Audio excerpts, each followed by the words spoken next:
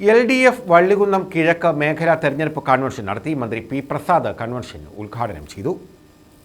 LDF Vallikunnam കിഴക്ക് മേഖലാ convention നടത്തി.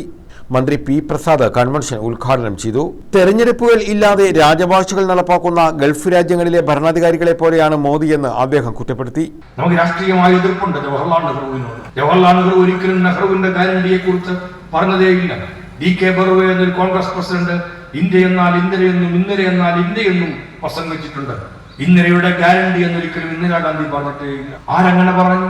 മോഡിക്ക് തൊട്ടു മുമ്പുണ്ടായിരുന്ന മൻമോഹൻ സിംഗ് വരെ നീളുന്ന, ജവഹർലാൽ നെഹ്റു മുതൽ മൻമോഹൻ സിംഗ് വരെ നീളുന്ന ഇന്ത്യൻ പ്രധാനമന്ത്രിമാരിൽ ആരെങ്കിലും ഇങ്ങനെ തന്റെ ഗ്യാരണ്ടി, എന്റെ ഗ്യാരണ്ടി എന്ന് പറഞ്ഞിട്ടുണ്ടോ?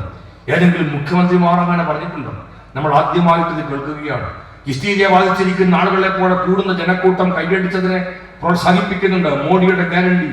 കെ രാജു അധ്യക്ഷത വഹിച്ചു. K Jayamohan, KG Santhosh, VK Ajith, D Rohini, NS Sreekumar, PK Prakash, G Raveendranath, Geetha Madhu, Muhammad Ali M, Biji Prasad, B Anilkumar, VK Anil, K Mohankumar, Salim Panamthazha, K Vijayan തുടങ്ങിയവർ പങ്കെടുത്തു.